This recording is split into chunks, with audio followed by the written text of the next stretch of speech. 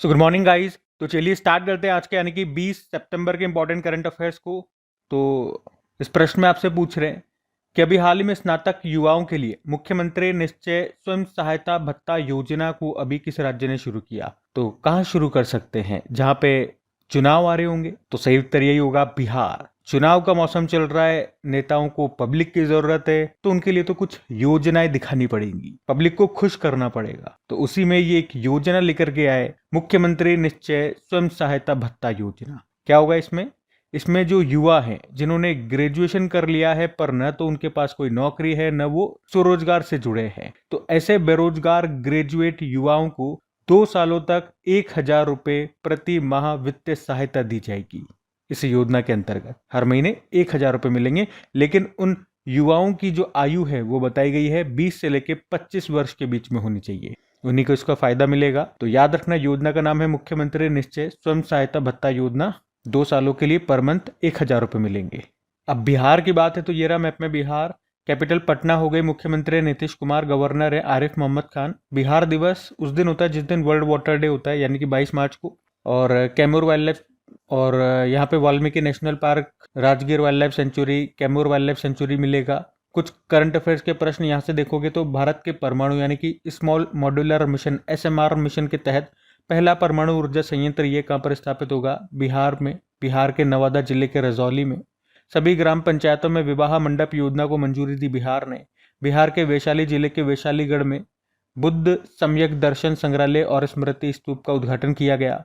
चुनाव आयोग ने अखिल भारतीय मतदाता सूचियां का विशेष गहन पुनरीक्षण यानी कि स्पेशल इंटेंसिव रिवीजन करने की घोषणा की थी, और इसे अभी किस राज्य में किया गया था? बिहार में ही। एशिया रग्बी अंडर 27 चैंपियनशिप 2025 ये हुआ बिहार के राजगीर में, जिसका मैस्कॉट था अशोक यानी कि खरगोश।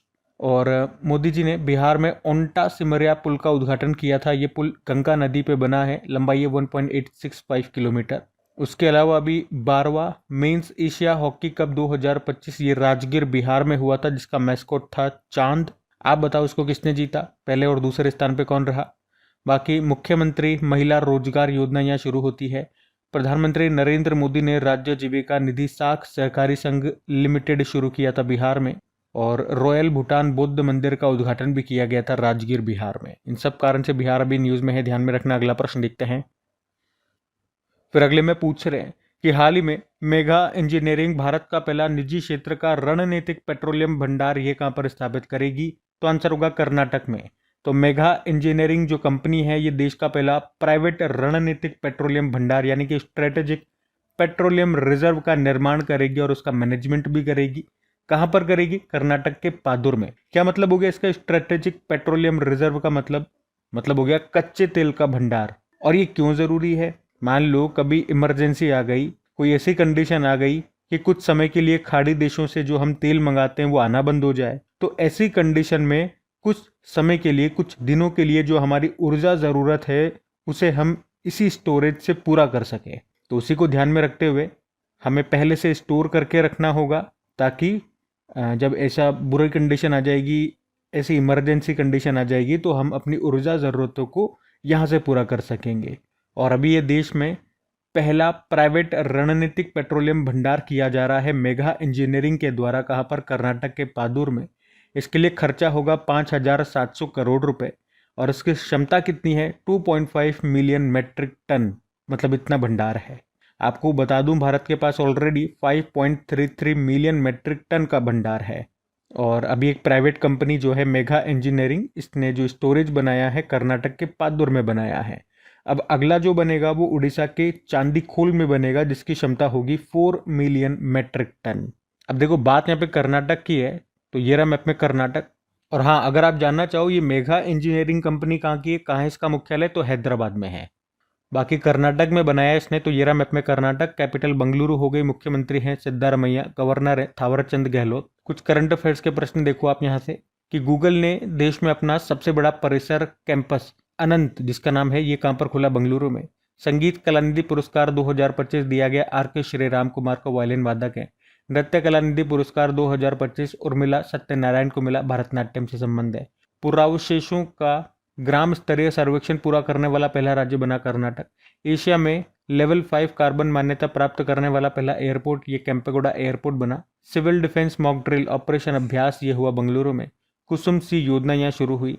टाटा कंपनी और एयरबस जो कि फ्रांस की कंपनी है, ये कर्नाटक के कोलार जिले में भारत का पहला made in India H-125 helicopter assembly plant स्थापित करेंगे। कर्नाटक वन विभाग का ब्रांड एम्बेसडर बनाया था अनिल कुंबले को।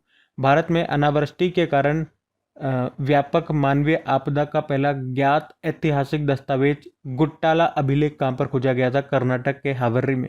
फिनटेक कंपनी है स्लाइस, इसने भारत की पहली यूपीआई संचालित बैंक ब्रांच कहाँ पर खोली थी? तो आंसर होगा बेंगलुरु में।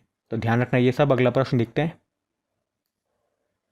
फिर अगले में पूछ रहे हैं कि अभी हाल ही में पहली बार किस देश ने अपने ISSAJ-1 नामक उपग्रह को PSLV रॉकेट से लॉन्च करने की घोषणा की है? तो आंसर होगा इसका जापान।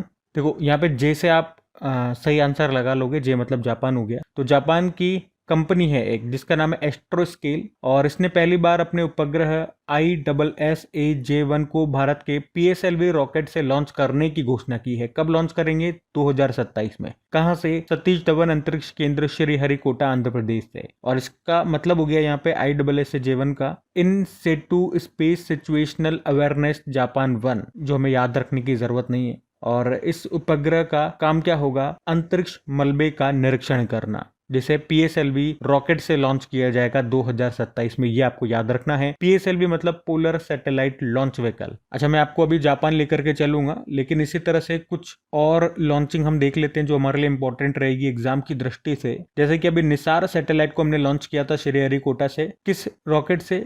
GSLV F-16 से। और हमारा जो 101वां लॉन्चिंग था उसमें हमने अर्थ ऑब्जर्वेटरी सैटेलाइट EOS-09 को हमने लॉन्च किया था। किस रॉकेट से? PSLV C-61 से। और उससे पहले 100वां लॉन्चिंग याद रखना GSLV F-15 से किया था। उसमें हमने NVS-02 सैटेलाइट को लॉन्च किया था जो कि हमारा नेविगेशन सिस्टम है। और उससे पहले 99th नंबर का जो हमारा लॉन्चिंग था वो था PSLV C-60 से। उसमें हमने स्पेडेक्स मिशन को लॉन्च किया था। स्पेडेक्स की फुल फॉर्म भी याद रखना, स्पेस डॉकिंग एक्सपेरिमेंट। अच्छा, यूरोपियन स्पेस एजेंसी का जो प्रोबा 3 मिशन है उसे हमने किससे लॉन्च किया था? PSLV C-59 से। तो ये लेटेस्ट हमारी लॉन्चिंग है, इनको ध्यान में रखना। बाकी जापान लेकर के चलूंगा। ये रहा मैप में जापान। कैपिटल टोक्यो हो गई, करेंसी है येन, प्रधानमंत्री है शिगेरू इशिबा, संसद का नाम होता है diet, land of rising sun, सूर्योदय की भूमि के नाम से किस देश को जानते हैं? जापान। यहाँ पे 4 मुख्य द्वीप आपको मिलेंगे, होक्काइडो, होन्शु, क्यूशु और शिकोकू द्वीप। कुछ करंट अफेयर्स में आ जाओ आप जापान के। अब रिकॉर्ड समय में दुनिया का पहला 3D प्रिंटेड ट्रेन स्टेशन ये बनाया जापान ने। जापान की ऑटोमोबाइल कंपनी होंडा, और अभी उसने अपने पहले रीयूजेबल रॉकेट का सफल परीक्षण किया था। और इस तरह से अमेरिका और चीन के बाहर पहली बार किसी कंपनी ने रीयूजेबल रॉकेट का परीक्षण किया। जलवायु परिवर्तन निगरानी उपग्रह ये लॉन्च किया जापान ने, जिसका नाम है GOSAT-GW। किस रॉकेट से लॉन्च किया? H-2A रॉकेट से। जामाता अभ्यास भारत और जापान के कोस्ट गार्ड्स के बीच में हुआ था चेन्नई में। और 32वां पीसू वर्ल्ड यूनिवर्सिटी गेम्स ये भी जर्मनी में हुए थे, जिसमें भारत ने 12 मेडल जीते थे और मेडल टैली में 20वें स्थान पर रहा था। टॉप पे जापान था। जापानी कंपनी है TDK कॉर्पोरेशन, और इसने लिथियम आयन बैटरी प्लांट का उद्घाटन किया था अभी हरियाणा के सोहना में। और अभी आपको बताया 20वें वर्ल्ड एथलेटिक्स चैंपियनशिप 2025 इसका आयोजन कहां पर हुआ? टोक्यो जापान में। तो इन सब कारण से अभी जापान न्यूज में है, ध्यान में रखना। अगला प्रश्न देखते हैं। फिर अगले में पूछ रहे, हाल ही में महिलाओं को स्वास्थ्य संबंधी जानकारी प्रदान करने के लिए सुमन सखी चैटबॉट किस राज्य में लॉन्च किया गया? तो आंसर होगा मध्य प्रदेश। तो अभी प्रधानमंत्री नरेंद्र मोदी ने मध्य प्रदेश में सुमन सखी चैटबॉट को लॉन्च किया है। इस चैटबॉट को national health mission Madhya Pradesh के द्वारा डेवलप किया गया। तो इस चैटबॉट का उद्देश्य है महिलाओं को उनकी हेल्थ के बारे में जानकारी देना। तो ये एक AI based artificial intelligence based एक डिजिटल चैटबॉट है। इसमें महिलाएं अपनी हेल्थ से रिलेटेड सभी क्वेश्चंस पूछ सकेंगी और ये चैटबॉट उनके सभी उत्तर देगा। अंग्रेजी और हिंदी भाषा में दोनों में ये उत्तर देगा। तो इससे महिलाओं को घर बैठे हेल्थ सर्विसेज की जानकारी मिलेगी। अच्छा, नेशनल हेल्थ मिशन की मैंने यहाँ पे बात की है, जिसकी शुरुआत हुई थी 1 मई 2013 में, जिसे 2026 तक के लिए बढ़ाया गया है। इसके लिए बजट कितना रखा गया था? 37,227 करोड़ रुपीस 2025-26 तक के लिए, जिसका उद्देश्य है भारत में हेल्थ केयर सिस्टम को मजबूत करना, कम्युनिकेबल डिजीजेज और नॉन कम्युनिकेबल डिजीजेज को कम करना और वुमेन्स की रिप्रोडक्टिव और मैटरनल हेल्थ को सुधारना। तो यहाँ पे हमने पढ़ा महिलाओं को स्वास्थ्य संबंधी जानकारी प्रदान करने के लिए भी सुमन सखी चैटबोट को किस राज्य में शुरू किया गया?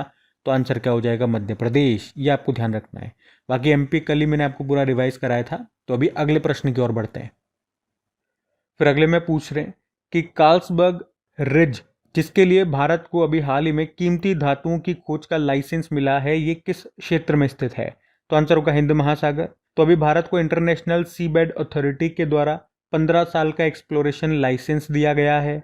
इसके तहत भारत कार्लसबर्ग रिज रीजन में प्रीशियस जो मेटल्स होते हैं उनकी खोज करेगा। और ये पहली बार भी है जब कार्लसबर्ग रीजन में पॉलीमेटेलिक सल्फर नोड्यूल्स के एक्सप्लोरेशन के लिए किसी देश को लाइसेंस दिया गया हो। और याद रखना, भारत को ये लाइसेंस केवल खोज के लिए दिया गया है। भारत मेटल्स का एक्सट्रैक्शन नहीं कर सकता है, मतलब निकालेगा नहीं, केवल खोज करेगा।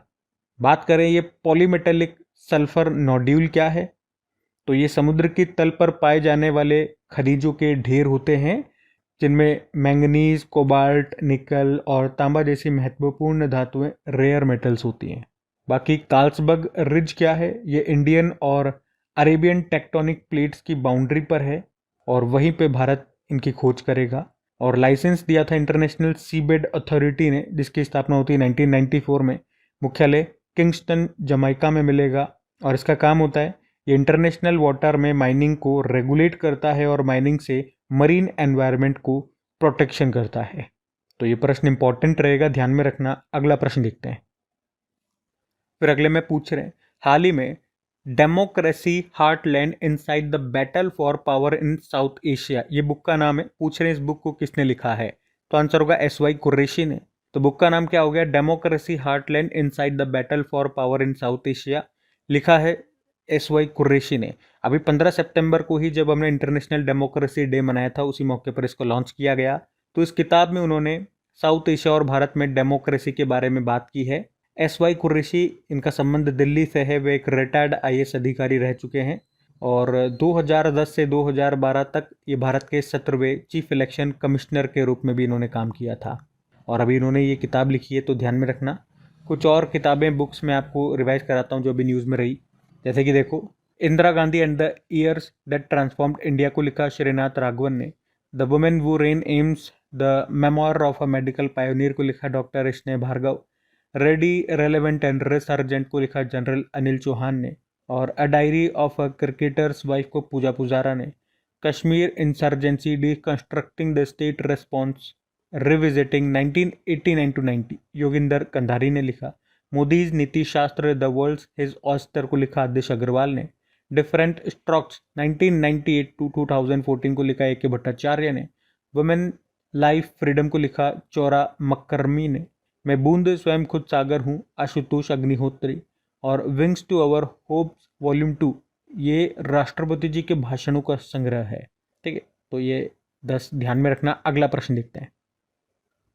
फिर अगले में पूछ रहे हैं, अभी हाल ही में बीमा सुगम पोर्टल को किसने लॉन्च किया? तो आंसर होगा इरडाई ने। तो अभी इरडाई ने हैदराबाद में बीमा सुगम पोर्टल को लॉन्च किया है और इसे दुनिया का सबसे बड़ा ऑनलाइन इंश्योरेंस मार्केट प्लेस बताया जा रहा है। ये पोर्टल सभी इंश्योरेंस को एक ही जगह पर लाने के लिए लॉन्च किया गया। तो इस पोर्टल में आपको सभी इंश्योरेंस, जैसे कि life insurance, health insurance, motor insurance, travel insurance, property insurance, agricultural insurance, जितने भी तरह के इंश्योरेंस होते हैं वो आपको एक ही जगह पे मिल जाएंगे। उसके लिए आपको अलग अलग एप्लीकेशन डाउनलोड करने की जरूरत नहीं है, अलग अलग जगह जाने की जरूरत नहीं है, सब आपको एक ही जगह मिलेगा। तो ये है बीमा सुगम पोर्टल, लॉन्च किया इरडाई ने। इरडाई मतलब क्या होता है, फुल फॉर्म क्या होती है? Insurance regulatory and development authority of India. स्थापना होती है 1999 में। हेडक्वार्टर मिलेगा आपको हैदराबाद में। और इसका काम क्या होता है? भारत में इंश्योरेंस और री इंश्योरेंस इंडस्ट्री को रेगुलेट करना। कह सकते हो भारत में इंश्योरेंस इंडस्ट्री को रेगुलेट करने का ये काम करता है। अब पोर्टल इसने लॉन्च किया, तो कुछ और पोर्टल्स, एप्लीकेशन अभी न्यूज में रही थी, वो मैं आपको रिवाइज कराता हूँ, याद आएंगे आपको सभी। जैसे कि सभासार वेब पोर्टल याद है, अभी पंचायती राज मंत्रालय ने लॉन्च किया था। और प्रतिभा सेतु पोर्टल को यूपीएससी ने। आदिवाणी एप्लीकेशन को जनजातीय मंत्रालय ने लॉन्च किया था। ये भारत का पहला AI आधारित ट्रांसलेटर है। उम्मीद पोर्टल को अल्पसंख्यक मामलों के मंत्रालय ने। और असम में भारत का पहला वल्चर कंजर्वेशन पोर्टल लॉन्च हुआ था। कपास किसान ऐप को कपड़ा मंत्री हैं गिरिराज सिंह ने लॉन्च किया। भारतीय पहल लॉन्च किया था एपिडा ने। रेरा पोर्टल को आवास व शहरी मामलों के मंत्री हैं मनोहर लाल खट्टर जी ने। इंडिया मार्केट एक्सेस पोर्टल को सेबी ने। ज्ञान भारतम पोर्टल को किसने लॉन्च किया? मोदी जी ने। एम्स दिल्ली ने नेवर अलोन नाम से एक एप्लीकेशन लॉन्च किया था। ये स्टूडेंट्स में सुसाइड्स को रोकने के लिए बनाया गया था। ठीक है, तो ये पोर्टल्स एप्लीकेशन सभी न्यूज में थी लेटेस्ट, मैंने आपको रिवाइज कराई है, ध्यान में रखना। अगला प्रश्न देखते हैं। फिर अगले में पूछ रहे हैं, अभी हाल ही में सऊदी अरब ने किस देश के साथ नाटो आधारित एक पर हमला, दोनों पर हमला रक्षा समझौते पर हस्ताक्षर किए? तो आंसर होगा पाकिस्तान। तो भैया अभी पाकिस्तान बड़ा खुश है और अभी सऊदी अरब के साथ हुए डिफेंस डील की जोरों शोरों से चर्चा कर रहा है, क्योंकि इस डील का मतलब है कि अगर इन दोनों में से किसी पर भी हमला हुआ तो इन दोनों पर हमला माना जाएगा। और आपको ये समझ में आ रहा होगा कि ये जो समझौता है ये नाटो की तर्ज पर हुआ है। तो इस समझौते को नाम दिया स्ट्रेटेजिक म्यूचुअल डिफेंस एग्रीमेंट। मतलब किसी भी देश पर हमला किया गया तो उसे दोनों देशों के विरुद्ध आक्रमण माना जाएगा। और ये समझौता अभी पाकिस्तान और सऊदी अरब के बीच में हुआ। कहां पर? सऊदी अरब के रियाद में। और मैंने आपको कहा ये एग्रीमेंट नाटो की तर्ज पर हुआ है। नाटो में आप समझते हो ना। पहले तो नाटो की बात करते हैं। स्थापना होती है 1949 में। Headquarter Brussels Belgium. और इसके टोटल मेंबर कंट्रीज हैं 32। अभी नवीनतम स्वीडन बना था। और नाटो का आर्टिकल 5 क्या कहता है कि इसके किसी भी देश पर अगर कोई हमला करेगा तो वो सभी देशों पर हमला माना जाएगा और फिर सभी देश मिलकर के उस पर हमला करेंगे। अब बात यहाँ पे पाकिस्तान की है, तो ये रहा मैप में पाकिस्तान। कैपिटल इस्लामाबाद है, करेंसी है पाकिस्तानी रुपया, प्रेसिडेंट आसिफ अली जरदारी हैं और प्रधानमंत्री शहबाज शरीफ, जो बिल्कुल नहीं है शरीफ। अभी किन किन कारण से पाकिस्तान न्यूज में रहा देख लो एक बार। तो हमने देखा एशियन क्रिकेट काउंसिल के नए अध्यक्ष बन गए Mohsin Naqvi. ICC umpire panel में शामिल होने वाली पहली पाकिस्तानी महिला बनी थी सलीमा इम्तियाज। और 2028 में ICC women's T20 world cup को होस्ट करेगा पाकिस्तान। उसके अलावा 2025 में आईसीसी मेंस चैंपियनशिप ये होस्ट करेगा पाकिस्तान। बाकी भारत और पाकिस्तान के जो मैचेज हैं वो दुबई में होंगे। एशियन क्रिकेट काउंसिल के अध्यक्ष हमने देख लिया ऊपर मोहसिन नकवी बन गए, पाकिस्तान के हैं। माइक्रोसॉफ्ट ने 25 साल बाद किस देश से अपना परिचालन बंद कर दिया? पाकिस्तान। और 2027 में जो Shanghai cooperation organisation SCO summit है 27वां एडिशन, वो पाकिस्तान होस्ट करेगा। तो इन सब कारण से पाकिस्तान न्यूज में ध्यान में रखना। अगला प्रश्न देखते हैं।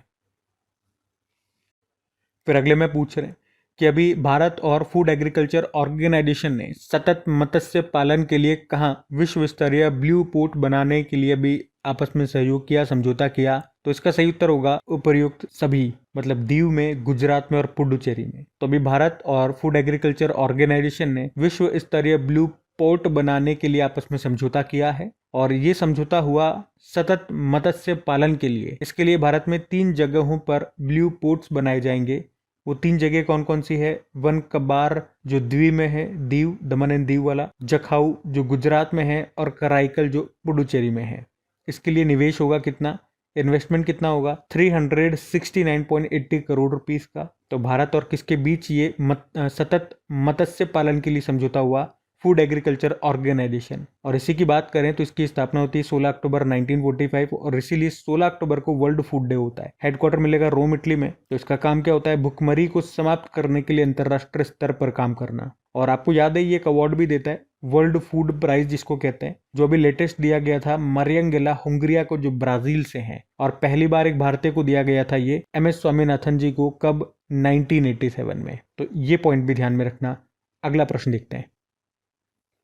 फिर अगले में पूछ रहे हैं, अभी हाल ही में किस राज्य सरकार ने प्रधानमंत्री नरेंद्र मोदी के 75वें जन्मदिन पर नमो गार्डन योजना की घोषणा की? तो आंसर होगा महाराष्ट्र। तो अभी 17 सितंबर 2025 को PM मोदी के 75वें जन्मदिन के अवसर पर महाराष्ट्र सरकार ने नमो पार्क योजना शुरू की। इसमें क्या होगा? राज्य के हर नगर परिषद और नगर पंचायत में एक नमो पार्क बनाया जाएगा और एक पार्क बनाने के लिए लागत आएगी 1 करोड़ रुपए। तो इस तरह से राज्य में 394 नगर परिषद व पंचायतें हैं। तो इस तरह से 394 नमो पार्क बनेंगे और इनके लिए लागत कितनी आने वाली है? खर्चा आने वाला है 394 करोड़ रुपए। कहां पर बनेंगे? नमो गार्डन याद रखना, या नमो पार्क, महाराष्ट्र में। तो महाराष्ट्र आपको लेकर के चलता हूं, जिसकी कैपिटल मुंबई है। मुख्यमंत्री हैं देवेंद्र फडणवीस और गवर्नर है।